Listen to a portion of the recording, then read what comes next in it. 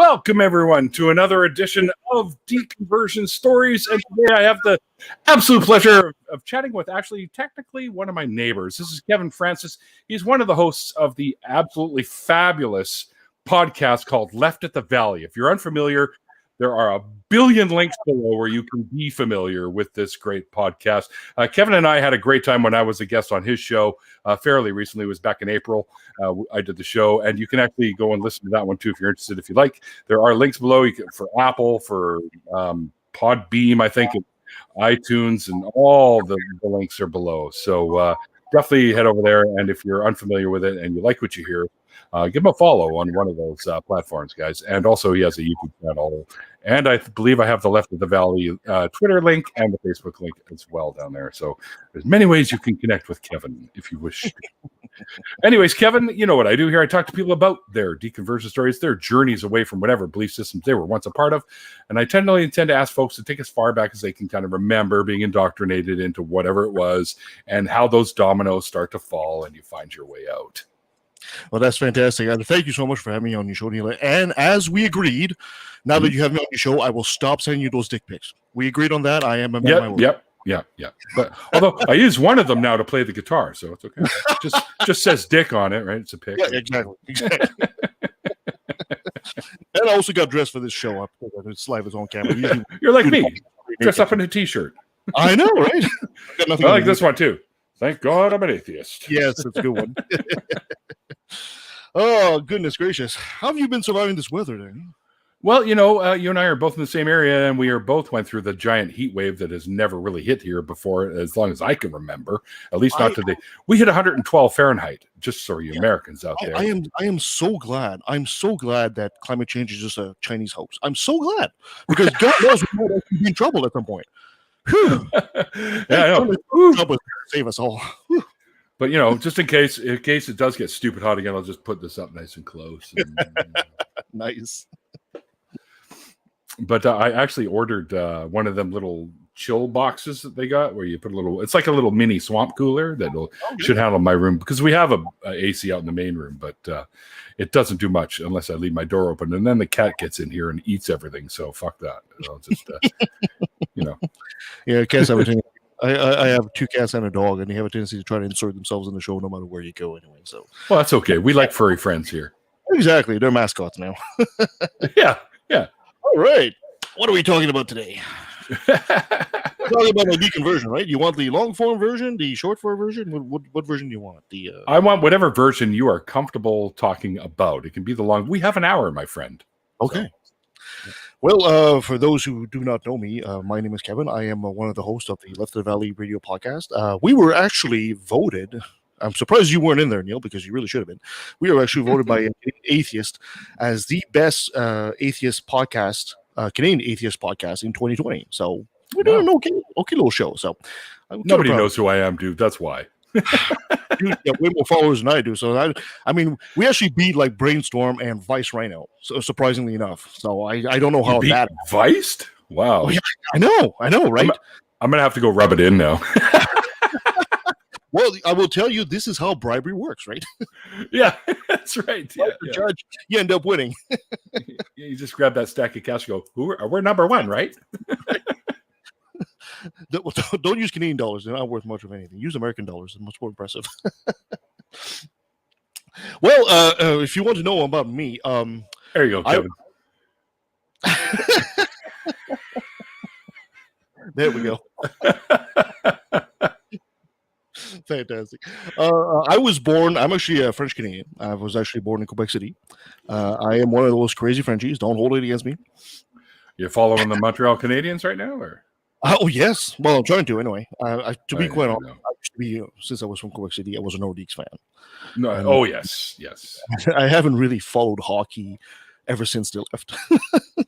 I can't.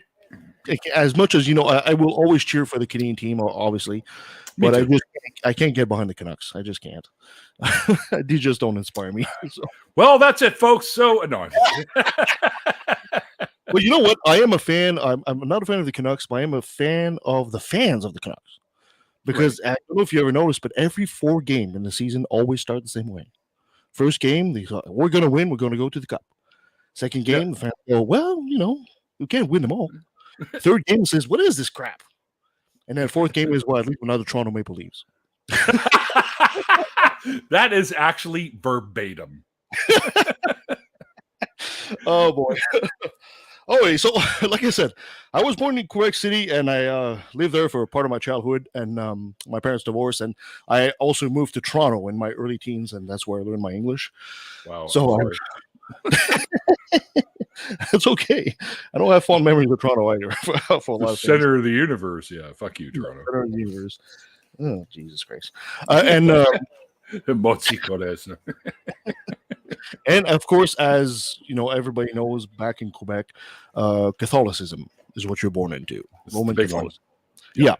If you don't know, you don't wear on your sleeve the faith. You don't wear it on your sleeve like you see out here with evangelicals. People don't really seem to care that much about it. But you can see the effects of it because every little town is named after a saint. You'll have like St. Luke, St. Marie, St. Gabriel, whatever, right? Yeah. You can see the effects. And historically speaking, what was happening is while Quebec City was being founded in 1608, priests used to take a group of settlers out of Quebec City and go out into the woods. And then say, okay, we're stopping here, and here, bless this, and this is going to be the community of St. Michael. All right, I'm going back to town. See you guys later. And that's how the town would actually develop. So even in the mind of a lot of Quebecers, even though most of them are Roman Catholics, church is not really a part of your life. It's there for weddings, it's there for funerals, baptism, that kind of stuff. Most of the people don't really, from my experience anyway, they don't really wear the religion like you see out here. Good for you, Trey. I feel sorry for you, man.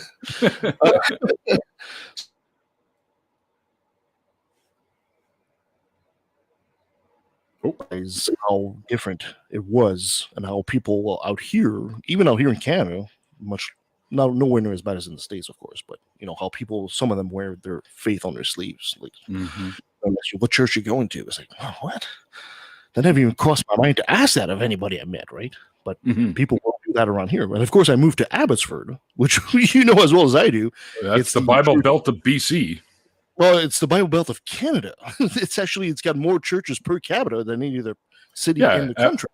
Abbotsford Mission, I believe, is the little area. Yeah, so it's exactly where I moved when I moved here to BC in 2000. My apostasy started kind of late, actually. Of course, like I went to Catholic school. Like I said, my parents weren't really religious, but when my mother remarried her current husband, he was much more of a religious man, and that's when we started going to church every Sunday. That was in Toronto in my teen years, and I hated it. I hated every second of it. Yep. The best time was when we actually left church, because that was the longest period of time before we had to go back into it. It was just once a week on Sunday, right? But and I remember, I don't know, it must have been like 13, 14, around that time there. And I remember being in church one time, and you in church, you're sitting, and you're kneeling, and you're standing, and you're singing a hymn, blah blah blah. It was the routine, right? And I remember reading the book and the hymns and looking around me and watching all these people, and it felt so robotic. It felt, and as a 13, 14-year-old, I'm looking at this, and where's the passion? Where's the, if you people actually believe in this? Because as a child, going back even further in my childhood, like around grade 2, my brother had received an illustrated Bible, and it was a nice little book that I actually devoured. Every page, there was one story per page. Yeah. The illustrated Bible that he had, is it the one that had the two lions that both had manes? No, actually, no. The Bible was actually well done. That Bible, I remember that image you're talking about. It's kind of cartoonish. The images in that Bible were actually like Renaissance painting style. Oh, they were actually they were actually like well designed and it wasn't a cartoon at all. And it was like one story per page, and it went through the typical Adam and Eve, or Jonah and the whale, that kind of shit. And I remember devouring that book, and to me it was like, well, this is, I'm told, my parents were telling me this is true, and it was the stuff like myth and legend, right? Yeah. My favorite story I remember was Samson the Judge. Remember Samson the Judge? Long hair, Had it cut by that fucking Delilah. Yeah, it's almost one of the best stories they have. There's drama and there's like revenge, and it's like I totally love that story. And for me, it was that one and the David and Goliath one were probably my favorites. Yeah, David and Goliath is not a bad one either. Same thing, drama, the giant guy, and little guy versus big guy. Exactly right. There are some good stories in the Bible. Well, most of them are pretty shitty though. But anyway, so I devoured that book, and I was actually fairly well informed on the stories, even more at that age than the average Christian was. Mm-hmm. My mother at the time thought I would actually become a priest. Boy, was she really? Wow. she was wrong on so many counts.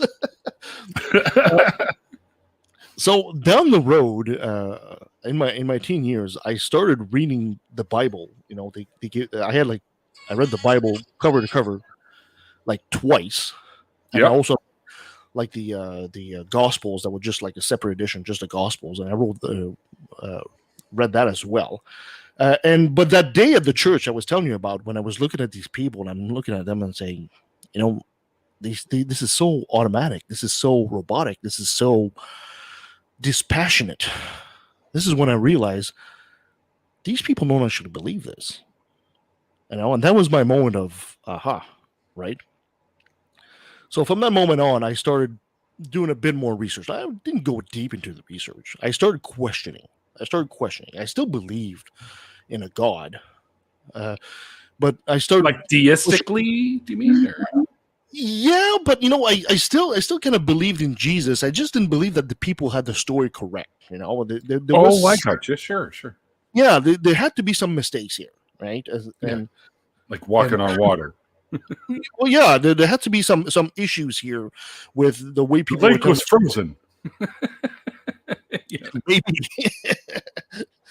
I remember having these arguments with my mother, who's a very good, feeling guilty all the time Catholic woman, because that's what they do. That's what they're supposed to do. Yeah.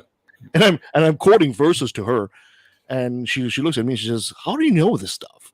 And I told her, I said, "Mother, you told me that when I was going to die, there was a test. And you also told me the answers of the test are in that book. So I read the book. I prepped for the test, right?" Yeah. The question you can't pass if you don't study.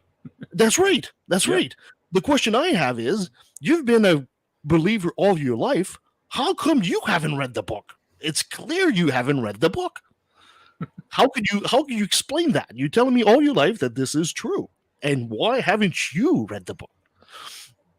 And she couldn't answer that, of course. Did she actually not really ever read it, or no? I don't think she ever did. Wow. It's only once I told him that my stepfather actually attempted to read it. Right. Oh boy. Of course, anybody who's ever read the Bible knows it's a horrible, horrible book. Oh, I mean, you hit the big cats, and it's all over. Because and it goes for pages and pages. You got to be fucking kidding me.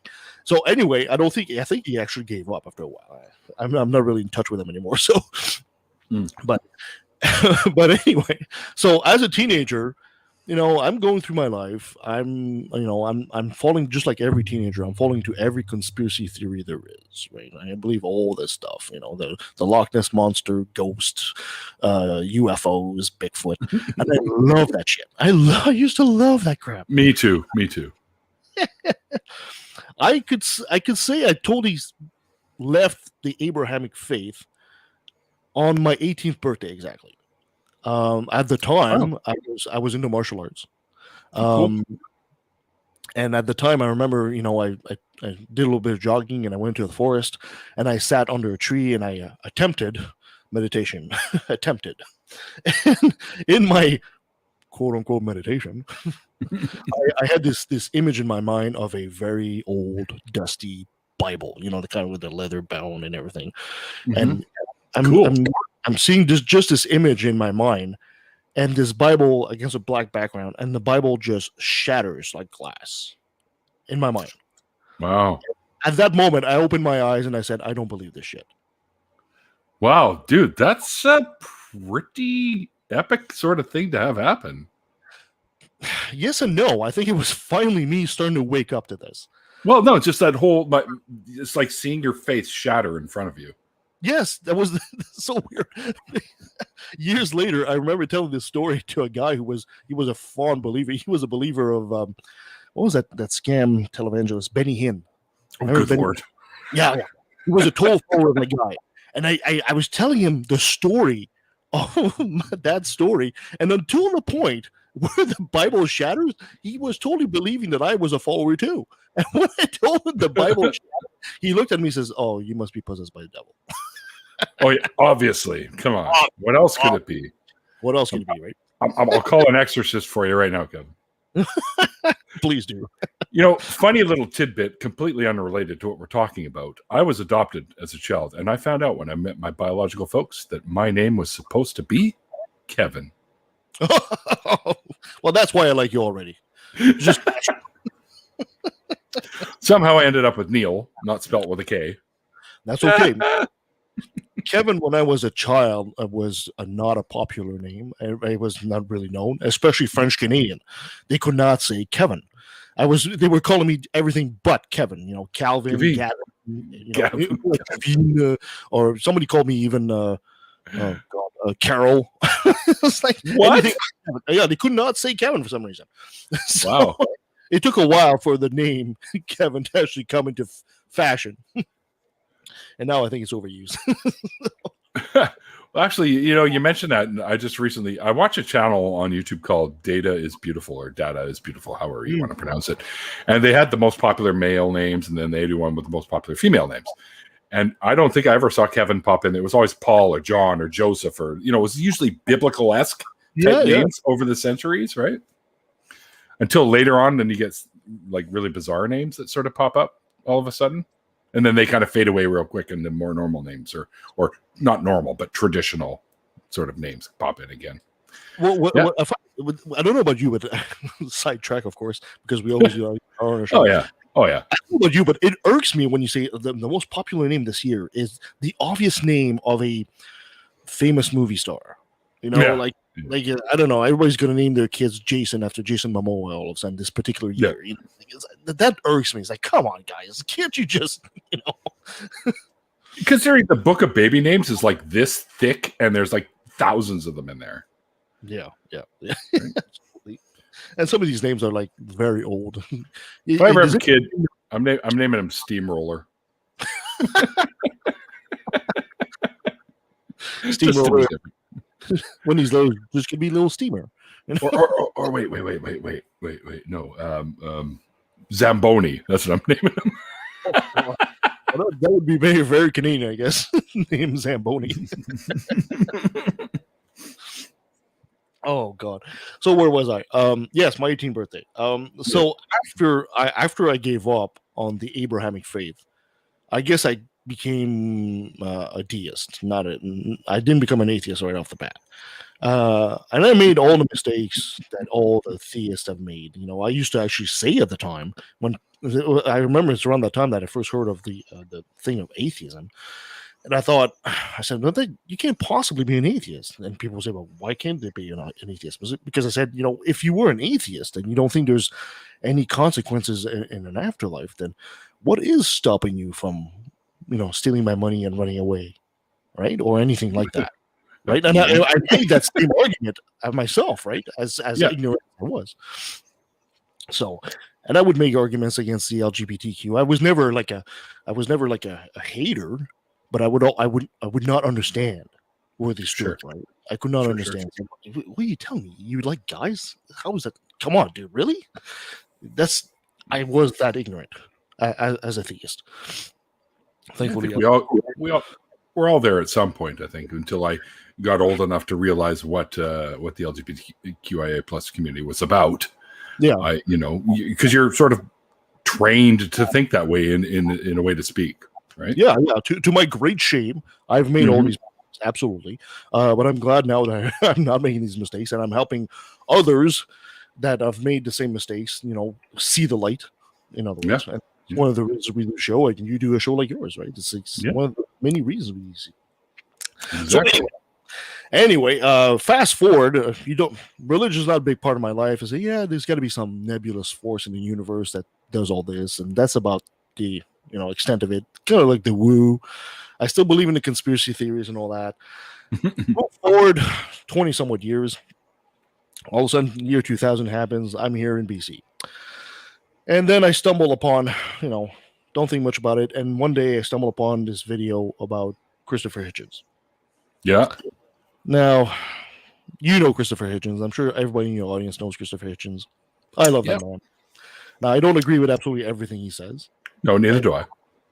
Part of me is kind of glad that he's dead now, because you know what? In this woke environment, I'm not so sure Christopher would be faring very well right now.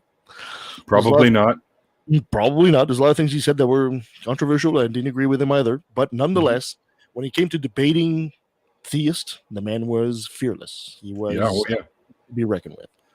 Yep. And that branched off into finding videos about Richard Dawkins, and more down the road. Eventually, I found Seth Andrews, and that's how I discovered podcasting.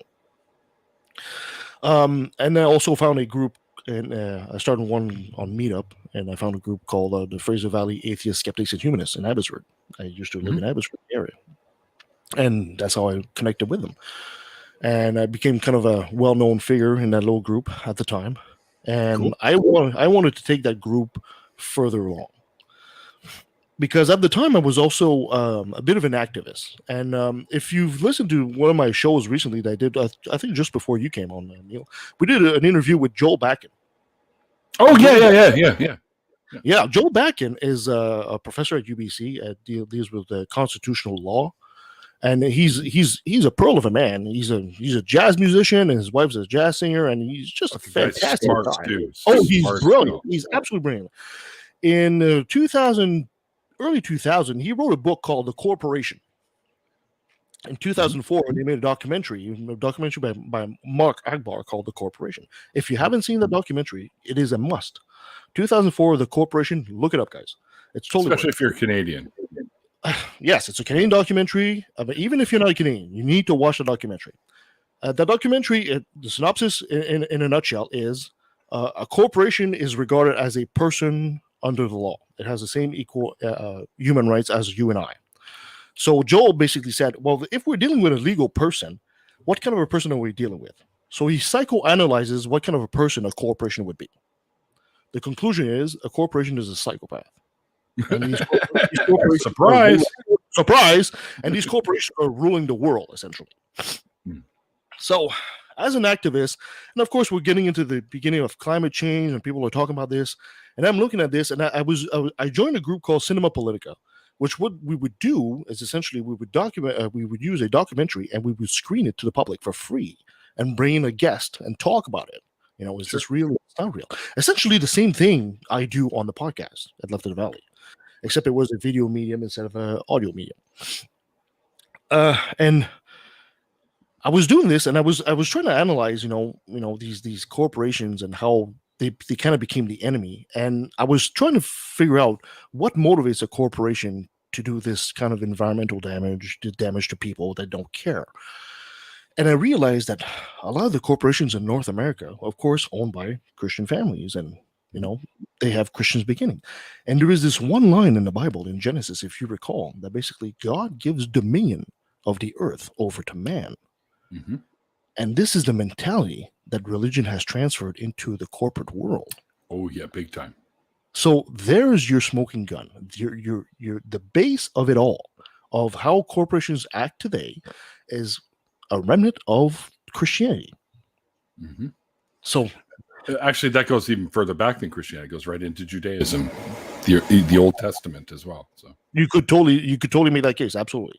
Yep. So this is when I decided, okay, well, I need to not just do the documentaries and the screen and only go so far. I need to make a bit of a stand, fight religion. So that's when I joined the group of Fraser Valley Atheists, and I was devouring all these videos and I was starting to listen to podcasts, and I was listening to a whole bunch of podcasts out there, and I thought some of them were rough, like really rough. I'm thinking, wow, you know what? I could probably do a better show than this. Turns out I can't. But what are you talking about? You're just one of the better ones around here. Well, I appreciate that. we're a well kept secret because our audience is really not that big. But we got to change that shit, man. I really wish I knew the secret because frankly, it's like people look at us and say, "Oh my god, I love your show. Where the hell has this been all my life?" It's well, nobody knows that. I had that same thing happen to me just outside when I was having a couple smokes before coming back in. I told the gal that I guess she's a sister of a lady that lives in the building.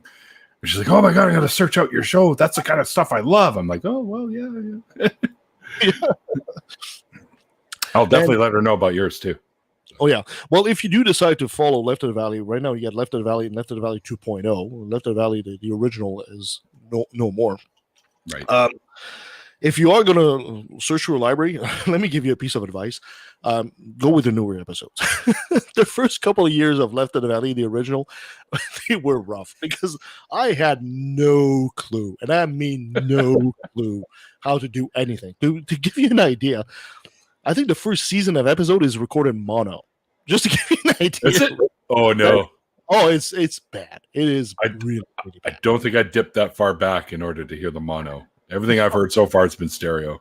No, trust me, you haven't. And it's, but that show, that little show, literally changed my life. It literally changed my life for the better. If I compare myself now as I was before that show, I'm easily so well more informed and so much more, aware of what goes on in life. And I've met such brilliant people, smart people like you, Neil, people like that, the community of atheists is not just fill me up too much. No, you know what I mean, right? I mean, if I said, "Hey, Neil, you want to come on the show?" It's done. It's just done. Of course, man. You don't have to pull teeth, and it's anything from the average atheist podcaster like you and I to intellectual giants have come on the show, and it's like it's a treat. And I think that if I had not made that leap to try to get active in the atheist community, I can't think of how my life would have turned out. I never would have met all these intellectual, brilliant people. One of the greatest interviews I ever did, and which, big pride for me, was interviewing James Randi in person. Oh, it was God. I mean, what do you say that? And the man was such a pearl, right? I mean, he's so brilliant too. Oh, it's such a shame he's gone. Yes. But it was so amazing to interview James Randi, and at his advanced age, and this is like, wow, maybe, I don't know, 5 years ago, not even. So literally just before he left us. Yeah, not too long ago. Yeah, absolutely. Yeah. Wow. He came down to Vancouver. He was doing a Imagine No Religion conference in Vancouver when we had him. And it was in Richmond, actually. And I went to Richmond, and we went to a room, me and him, and he's talking to me, and he was 90 years old or something like that, and he's doing card tricks, and his pen movement is so smooth. It's like, oh my god, I hope I'm half that good when I'm your age. It's a conjurer, as he likes to call himself. Absolutely. Just to give you an idea of what he is. He was like, he takes a napkin, he crumples it up. He says, "I'll tell you a story, Kev." He says, "This is Abraham." He crumples it up. He puts him on the table, and and he takes another piece of paper. He says, "This is his wife, Anna." Crumples it up, and he puts it side by side. So Abraham and Anna. So what do you have there? He said, "I don't know, a couple." He said, "No, you have Abe and Anna." Abe and Anna, right? Oh, good Lord. It's like a dad joke with props. Yes, that's exactly it. And I'm interviewing him, and he's just shuffling cards like he's just going to pull a trick in front of me. It's like, how can you not love this man, right? Right off the bat. He's brilliant. I watched tons of TV shows that had him on there, like Busting Uri Geller and shit like that back in the 70s and 80s, like when I was little, right? One of my favorite is remember when he went on Johnny Carson and they had that supposed psychic that could move the pages psychic. Oh yeah. And he put the styrofoam shit around there. Yeah, and the guy's like, yeah, he couldn't do it. Weird, huh? we owe so much about skepticism to James Randi. We owe so much.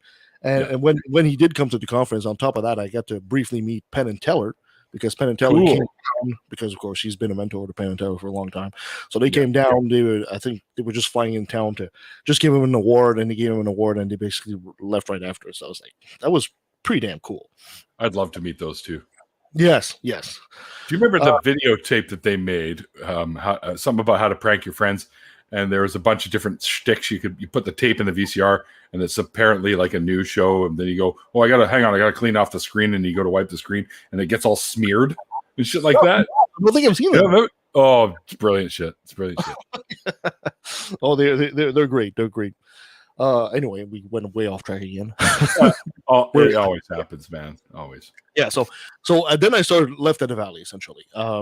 Left of the Valley, the mission of Left of the Valley was always to tell people, the average person, since I'm just an average Joe, right? It was just to tell the average atheist out there, you're not alone. Yeah. And if I can do this, you can do this too. It's basically one of the messages behind the show I do as well. Exactly. And it was always, I always liked also to bring on other atheist shows. And I usually I even ask you, right? It's like, give me a commercial, because what happens, our show is divided in segments. So we have our introduction, our chit chat, and then we talk about another brilliant moment. We do a couple of segments. Then we, halfway through the show, we go to commercial. When I go to commercial, I play these PSAs for other atheist shows, right? Because I always think that, rising tides lifts all ships. Yes, exactly. So I think we're all in this together. It's not about me becoming popular. I never will be a megastar, and I don't care about becoming that. Me either. I care about the message. I care about what we're trying to do for the community, what we're trying to do for the guy out there who, like you and I, at some point in time, you feel lost when you're coming out of your apostasy. You don't know what you should do. Right. So anyway, and after that, on the second half of the show, we usually have the interview. That's when we bring you on, and then we talk about you and your show and blah, blah, blah. So that's how Left of the Valley goes. And we had Left of the Valley. We had several. I'm the only one, the original, and the only one that's still left. It's the Die Hard. Yeah, the Die Hard. So in a way, it's I guess it's my baby. And I would say so. We've had several, co-hosts that have come and gone. Some people come and they stay a year and then they move on with their life, and I don't begrudge them. We had a couple of co-hosts that have passed on. Passed away. Yeah. We had last July, a year ago now, we had Kevin Swatsky. He used to be a co-host, and he passed away. He passed away from a drug overdose, unfortunately. Wow. Fentanyl got him. And last June, just before that, it was Nancy. Nancy was the original as well with us, and she was a pearl of a woman. Nancy was, she was everybody's mom. And we used to, that's a good way to put it. Yeah, she absolutely was. And this little Jewish woman with boundless energy, and we used to have this how you could be on a show and you basically have a character. We used to make Nancy this character because she used to do this segment called This Day in History. Yeah, right? We would basically talk about January 12th and 1801. This happened, and she would always come up with some kind of anecdote that involves her. And at some point, she said, and she would always say, like, she was there for the JFK shooting, and she was there, when Oswald was shot, and she was there she met Burt Reynolds and blah, blah, blah. Like, she had an anecdote for everything. Of course, she was like 80 years old, right? And I'm looking at her and said, what are you? And she was Jewish, right? So I said, what are you? Like the immortal Jew of legend or something?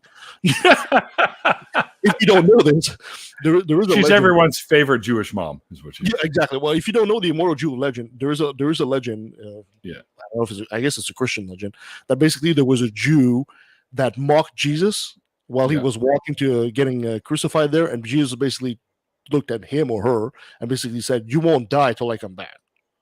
So we ran away with that. We ran away, and we basically it was Nancy. It was Nancy. She became the character of this immortal Jew, and on top of that, she became an assassin at the same time, right? So we used to do these fun skits where she would kick my ass, and we would jump on her and duct tape her, and in the skin, of course. She didn't want to talk to Eli Bosnick because he was coming in as Donald Trump, and we had the most fun with her, absolutely. I still gotta get Eli on here. I had Noah, but I got to get Eli on here. You know, it's the other way around for me. I've had Eli several times. I never managed to get Noah or he. Kevin, do me a favor. Put in a good word for me with Eli. You do the same for me, and I'll return the favor. Absolutely. Oh yeah, I'm sure Eli's spoken about you to him, but I'll put the bug in his ear for sure. Yeah, absolutely. I'll do that for you, Neil. No problem. And yeah, she developed lung cancer, and she really kind of kept it quiet until she had just a few months left, and she was also a big advocate of dying with dignity. And she essentially, that's what she did. She essentially pulled the plug herself, and she left us last June, so a year ago already. It was quite the hit for me. And then of course COVID hit and everything, so put Left of the Valley on hiatus. Just to be clear, we mentioned that Nancy was Jewish. Keep in mind, guys, she was secular Jew as well. Right. Yeah. She really, she didn't really care about, she would talk about Jewish recipes and that's about it. Yeah. But it was at the time, of course, at that version of Left of the Valley, I had Nancy with me. I had Christina and Kirsten. They're a nice couple. These two, they just got married actually. Did they? Yeah, they did. There's awesome. Mission and Abbotsford, so they just got married. There was this wonderful chemistry because we were all in the same room. And I kind of wanted to do that. So every Saturday morning they would come to my place and, and we do the show and, I'd make coffee for them and we have, stuff to eat, whatever. And I really like that, we can always do the show, virtual like we're doing right now. But I find that when you're in the room with the person, the chemistry is even more powerful. Yeah, I believe that you kind of feed off each other's sort of energy, if you will. Exactly. And I think that was always the secret of the show. And the show, as compared to a lot of shows out there, nothing is scripted in our show. So, when Brent comes in... Like here, because we're doing an interview like this. When Brent comes in on a show and he does another brilliant moment where we're going to make fun of a religious story, I have no idea what he's going to be talking about. Same way when I do the chit chat, which is like news stories, where we basically talk about news stories, he has no idea what I'm going to be talking about either. So the reactions are genuine, and I kind of insist on doing that. So I don't supervise whatever segment he's going to do. It's his baby, He says you bring the story, and we'll react to it. Awesome. I think that makes it very, very genuine. Agreed. Yes. And of course, we had that same chemistry with Nancy, Christina, and Kirsten to the point that we actually kind of became family. And I have this wonderful anecdote. I remember doing the show and we went to IHOP after the show. And we're sitting around the table and we're eating pancakes and we're joking around and we're laughing.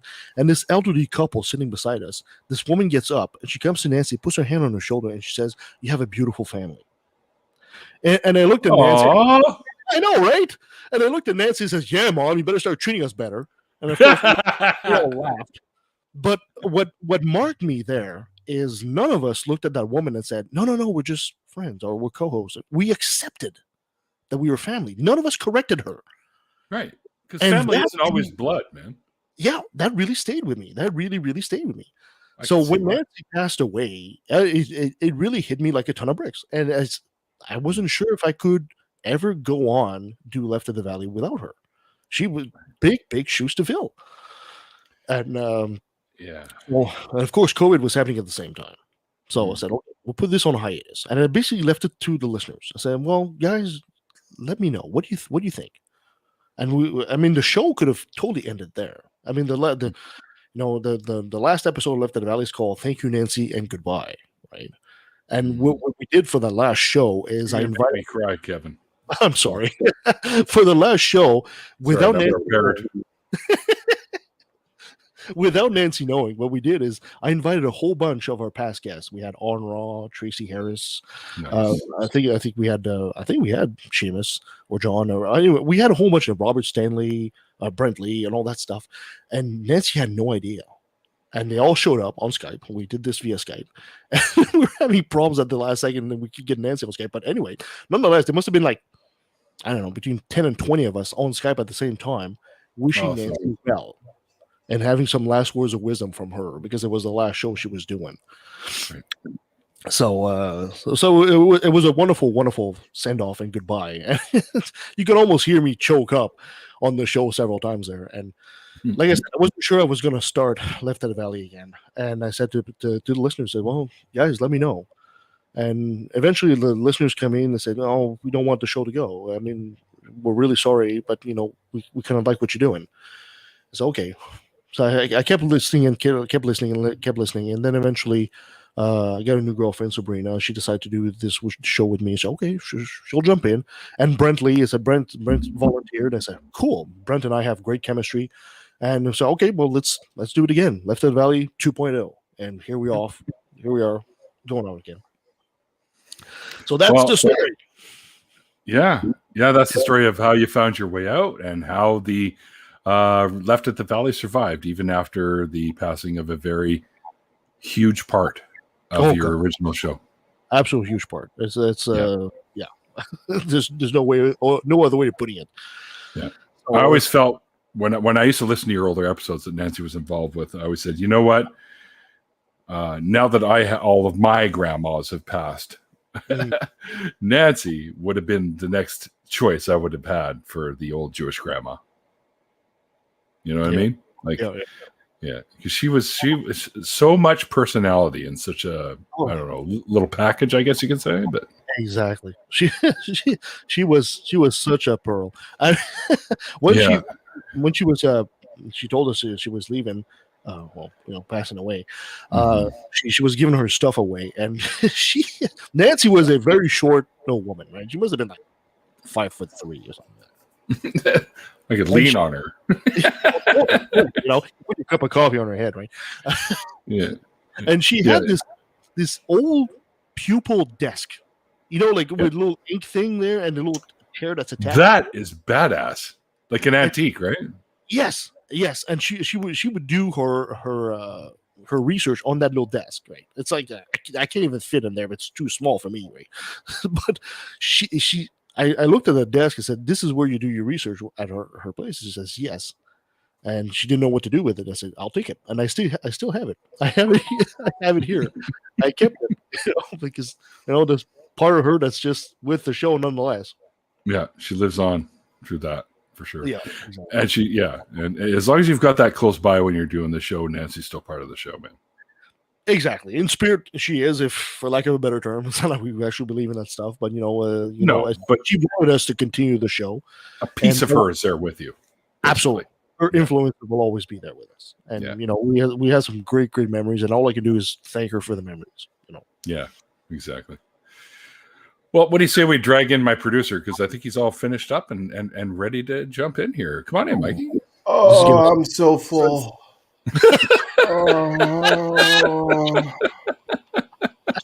So what I took a baguette, cut it, scooped some of the bread out, sloppy Joe inside, cheddar cheese on top, back in the oven.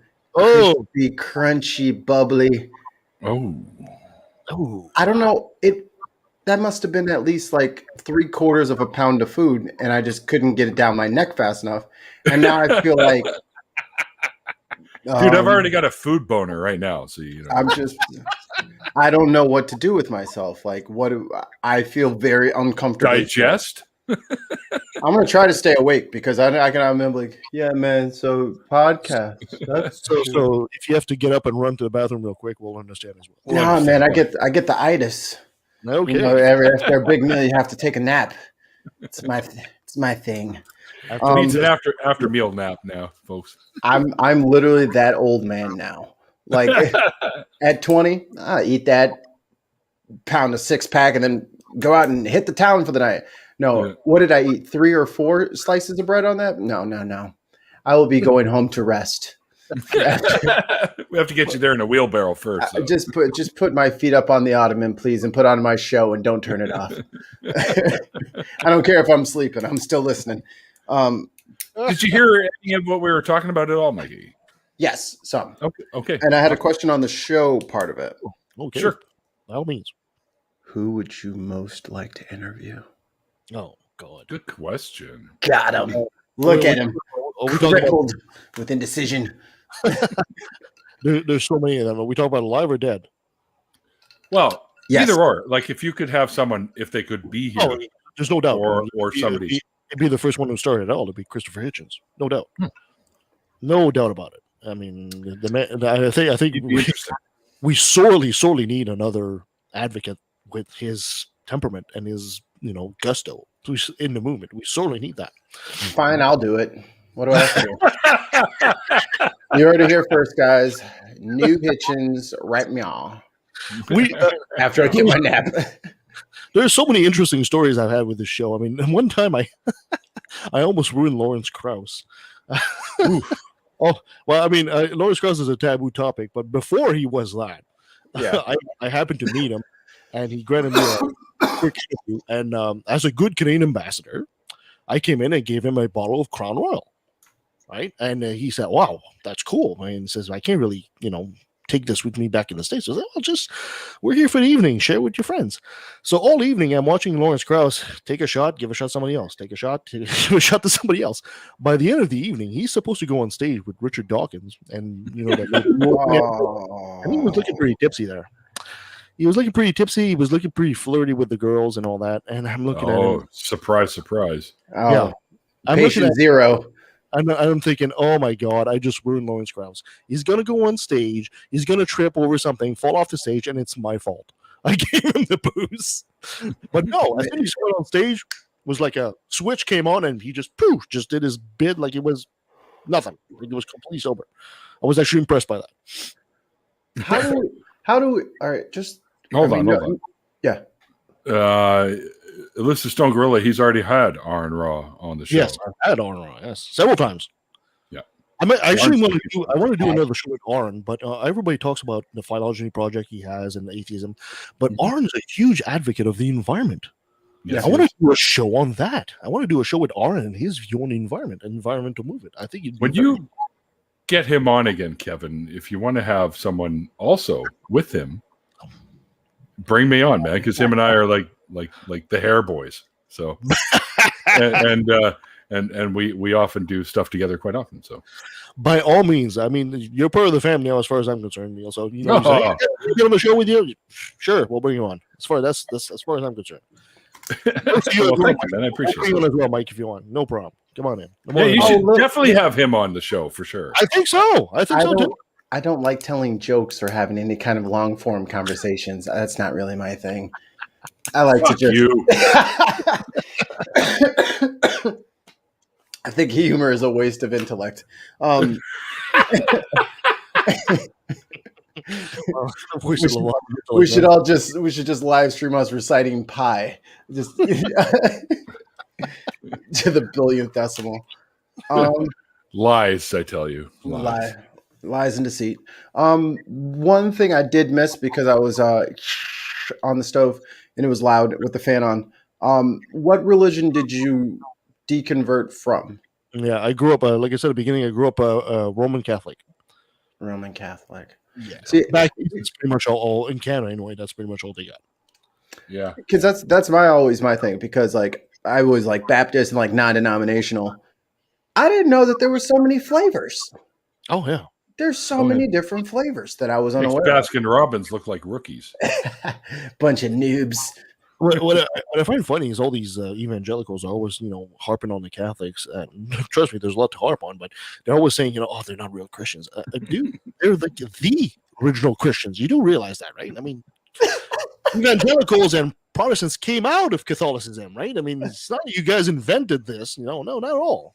I mean, of all the, I guess it's an American thing because, across the world, there's way more Catholics than anything else. So. Because there's Roman Catholic and what else? Catholic. Well, you could probably have Greek Orthodox Catholics. You probably have Russian Orthodox Catholics. Yep. Oh, so they do it by country. Yeah. Oh, there's Anglican, right? That's Catholic. You got Catholic and Roman Catholic. You've got Orthodox. There's all kinds, man. Like there's all kinds. There was 44,000 denominations of Christianity, something like that. It's insane. Yeah. As soon as people told me that there was more than 3, I was like, huh. Yeah, You don't say. which kind of proves that point, right? I mean, if there was really one God, it'd be one religion. Exactly. I was just going to say that, which kind of shines a huge light on the fact that it's all fucking bullshit. No, Neil, ours is the right one. That's right. Everyone else has got it wrong. You're right, man. Oh, so the spaghetti monster? Is that what you're telling us? Spaghetti monster is right. Yo, I think the spaghetti monster. That I just ate the spawn of the spaghetti monster because all I was thinking is like if I had like an Italian like the garlicky bread, and you throw some pasta in that bad boy. Ooh, make a little pesto, little pasta boat. Pasta pesto sandwich. Oh, a little mozzarella on there, some locadelle. Oh. Mikey, I'll give you something here. I've never seen it here, but maybe you guys have it down in the States. Back home, we used to have a spaghetti pizza. Now, what you do, make your dough, right? And then you cook some noodles. And instead of putting marinara sauce, you put spaghetti sauce. Then you put your noodles, more spaghetti sauce. Then you put your cheese, your condiments, and all that. Throw it in the oven. It becomes like a thick pan pizza. And then just eat that. It's like an overloaded carb. But you get some spaghetti out of the thing. No, just start the water. I'll be in there in a minute. I'll explain everything. Oh yeah, like you're gonna fit anything else in there. Trust me, it's gonna be a carb overload, but you will be happy for a while. I'll just be on the floor in my kitchen with a couple of noodles dangling out of my mouth, and I just wrote out in pizza sauce on the floor. It was worth it. No regrets. It was a waste of intellectual talent. Come on. I mean, Mike, you just ate a Volkswagen-sized fucking sloppy Joe for crying out loud. So. It was so good. I like what Grant said. Rest in peace, Mikey. Just light a candle for me every July 3rd. Just light a candle for Mikey. Just make sure, but it's wax poured into like a Prego sauce bottle. Now we know who makes the advent calendars. Oh, there you go. Yeah. And see, I don't know a lot about Roman Catholic. Do they have any like different? I'll say that. Do they have any different holidays? What's different about Roman Catholics that maybe like Baptist? Their Bible has more books than the one you're probably used to. What? Yeah. The depending where you go, right? I mean, for example, if you go there's a lot of Catholics like around Mexico, and they put a lot of emphasis on not just God, not just Jesus, but Mary as well. The mother, whatever her name is, Virgin Mary. They put a lot of emphasis on her.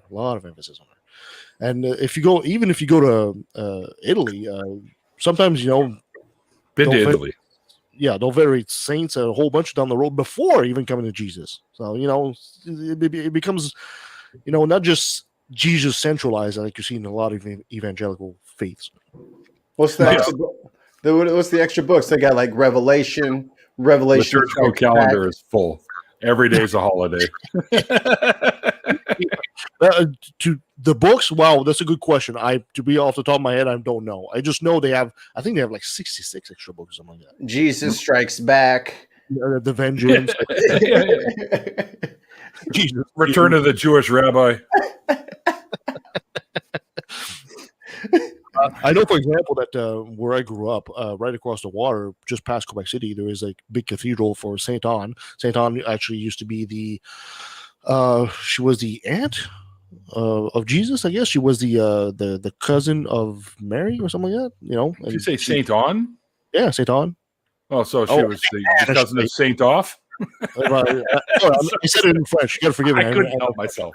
I guess Saint Anne, you'd have to say it. Saint Anne, yeah. Or if you're American, it's Satan.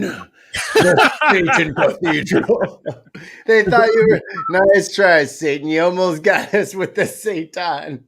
There's a big cathedral also around Montreal for Saint Joseph. The daddy, I guess. So I mean, it's not just Jesus focused. They focus on a lot of things. What's this? What's this pre-Vatican II tradition? I wonder if you knew about No, I don't. To be quite honest, I don't. There you go. See, he's pretty knowledgeable and very generous, I must say. When people come on here, I think y'all are making stuff up. And forgive the mortar shells going off behind. Hey, it's exactly what they do, right? So they all make stuff up, right? It's all made up. I'm like, that wasn't a thing. R9, the Revelations.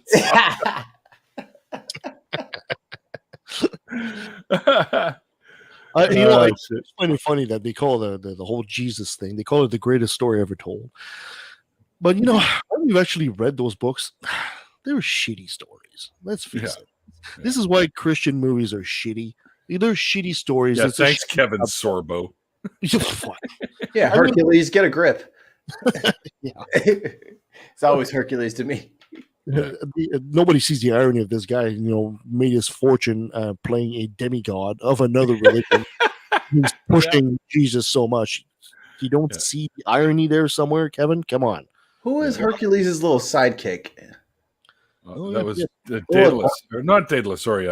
Little dark-haired, curly-haired kid. I forgot. I just remembered that. Then they had Are you talking about the cartoon, the old cartoon? No, the one with Kevin Sorbo. Huh? The one with Kevin Sorbo. Oh, yeah. I can't remember his name off the top of my head. Yeah, there was a machine that could tell me. Why am I? Look at me. Look at what the world has come to. I'm Googling Hercules featuring Kevin Sorbo. Your algorithm's going to be all fucked now. Oh, yeah. All of his stupid movies are going to come up. And Randolph pops in with a joke that's been around since we found Adams. That's a classic. Thanks, Randolph. I find that I don't know if it's Iolius, that's it. I don't know. Yeah, okay, that's right. I don't know if that's you guys will agree with me, but it seems the longer you are an atheist, the more ridiculous Christianity or any faith for that matter becomes. It's embarrassing now today to even think that I used to know this stuff or used to believe it. I think believe is probably the better word. Yeah, because you can't really know something that. No, I agree. I knew the stories. I heard the stories. I could tell. Sure. But it's like, what was I like to blame it on I didn't know any better, and then as soon as I was allowed to not go to church and believe things, I was like, I'm out of here. Hey, Sammy, welcome. Well, guys, I think maybe we could wrap this up and get into an after party because really, what we're doing now is total after party material. Fair enough. I'm the opener for the after party. I just come in with a tight 5 and then I'm out of there. Tight 5. Well, that's what we're going to do. Kevin, man, once again. And, it's funny because I thought about, oh, yeah, that's right. His last name is Francis. Like one of my all-time favorite hockey players was Kevin Francis. Yeah. Right? Yeah, I'm one of those guys. It's weird because I actually have 4 first names, Oh, really? Kevin, Patrick, Mark, Francis. Which is funny because normally when you're Catholic, you're born Catholic, you're supposed to have Joseph if you're born. You're supposed to have Mary. Right. Is that a thing? It's a thing. See, that's what I'm saying. There's all these things that I don't know about. Yeah, my folks didn't go over that. And good on them. Mark was my father and Patrick was my uncle. So there you go. So that was already covered. So you were clear for something new. Yeah, thank goodness, because 5 first names would actually be a bit of a problem. Right. So they named you after Saint Kevin, I guess. When my mother got too angry at me, it was just too long to say Kevin, Mark, Patrick, Joseph, Francis. You're in so much trouble. Oh, my mom always threw in my middle name when she got pissed off at me. Neil Ronald Bernstein. It's like, that's great. That's what you're in trouble. Right, exactly. It's like, Grant, thanks for naming me after the guy who fucking McDonald's clown there, Mom. So when I actually bought my first pair of Docs, they were the cherry red ones because I was really into the Soundgarden at the time, and that's what Chris Cornell used to wear, was a big chair. So my buddies were like, "Oh, here comes Neil Ronald McDonald Bernstein with his big red shoes." And then always got a friend wearing big red shoes. Do you believe in magic? I know Neil was just like, these shoes are fucking awesome. As soon as his friends caught one look, they're like, hey, McDonald's guy. You're like, fuck, no. How did I not see this coming? Then I bought an AR-15. No. Anyway. And that's when I learned how to take out eyes. That's it. Yeah, that's a whole other thing. Anyway, Kevin, man, thank you so much for doing the show with me today, man. Thank you for having me on. I know we had it scheduled earlier, but the fucking I don't know what happened, but all the information on my notepad that I had everything written down disappeared. Oh, and I had to use my my photographs because I can actually steal text off of my photographs, and I put them all back except they were missing a few, right? And that was one of the ones that was missing. Ended up scheduling somebody else in that spot. So just so you know, that's why it happened. That's a good way of saying I wasn't important enough for him. The other guess was way better. That's That's what he's saying. That's what he's saying. Without saying it, that's what he's saying. All right, quit picking on me, you fuckers. Anyway, it was great to have you on, brother. And yeah, I mean, I'll volunteer if you want to just have like a guest host on one of these days for the show. By all means, we always try to make the show interactive. So I try to have listeners come on as guest hosts, and if you want to come on, same thing, man. We're all a big family. We're all trying to lift each other up. So exactly. I'm game for that anytime, man. So just let me know, and I'll make sure I've got the time and space set aside for that. Fantastic. Offers goes to you as well, Mikey. There, I'll be there. Sounds good, my friend. Just don't have the both of us on at the same time. It'll be a disaster. That's all I can tell you. What's the worst that could happen? By the way, folks, if you don't know, the hashtag coins is our drinking game. So when you hear my phone make the coin noise, the Mario coin noise, you take a sip. Done and done. And as I said at the beginning of the show, if you weren't here, there are a shit ton of links where you can find Kevin and his jolly friends on their podcast. There's tons of links down below, so definitely go check it out. It's one of the better ones you can listen to today. Just FYI. And I'm not saying that because I've been on it. I'm just saying that because it's true. Hey, like I said, we won Best Canadian Atheist Podcast for 2020. It's got to be worth something. It's got to be worth it. Dude, that's huge. You beat out Vice Rhino. Like, who does that? I know. Oh, this content's terrible. I love Rhino, man. He's a friend of mine. Shut up, you big... I know Vice. He's cool. Yeah, but yeah, for sure. I mean, and Logic and Shannon Q and Paula G. I mean, these are all Canadian YouTubers, podcasters. Godless Cranium is another one. Mind you, sounds like second, third, and fourth place to me. yeah. Well, Godless Mom, Courtney, and Janice Selby have done their Godless Parenting thing that they do now, and she'll be coming on our show as well. So, oh, dude, she's awesome. I had dinner at her house, and she whipped up these fucking amazing schnitzels. I was like, oh my goodness, so good. Oh, we can't do the food thing again, dude. We can't. I joked about it before, but it is starting to hurt now. Every time I get hungry on top of this, it's just abdominal pain. All right. Away. All right. Well, we're going to take a little bit of a break, guys. I always take a little bit of a break in between the two. The link is below for the after party, so you can click on that. And I have it set up now where it'll actually take you right over to there, I believe. Can I make a quick announcement as to who our next guests are coming down the pipe? Of course you can. There you go. Well, this coming weekend, or I should say tomorrow, we'll be talking to Catherine Roberts about her deconversion. And after that, next week, we'll have the Godless Heathens come on the show. They're always funny. Nice. We'll also have Andrew Torres, our favorite lawyer. We'll be talking about abortion because of all Pennsylvania down the road. We'll also have an ex-Hindu, because we always talk about Christians and Muslims, and we never really talk about Hinduism all that much. We'll also have a Pastafarian, Dread Pirates Higgs, is coming on the show. Oh, no way. Yes. Cool. We'll have John Richards, who's the VP of Atheism UK as well. So that's what's coming on the pipe right now. So John, yeah, you got issues with that fucking clown. But anyways, that's... I'm not going to get into that. We'll talk about it off air, my friend. Yeah, anyway. Anyways, guys, don't forget that, yes, as it says right down there, True North Talk is coming very soon. It'll be the call-in show that Randolph, who's in the chat with us right now, he's also the president of Canadian Atheists, and you can find out more about that you can find out more about that at www.canadianatheist.ca, and you can find out more about our show at www.truenorthtalk.ca. And if you haven't already, you can head over to the channel, which is live right now, and got a lot of really funny little construction videos. It's True North Talk on YouTube. Come and watch myself and people like this funny little guy right here on the revamped or relaunched Nonprofits, which is one of the ACA shows that airs at 3 p.m. Central between Talk Heathen and the Atheist Experience.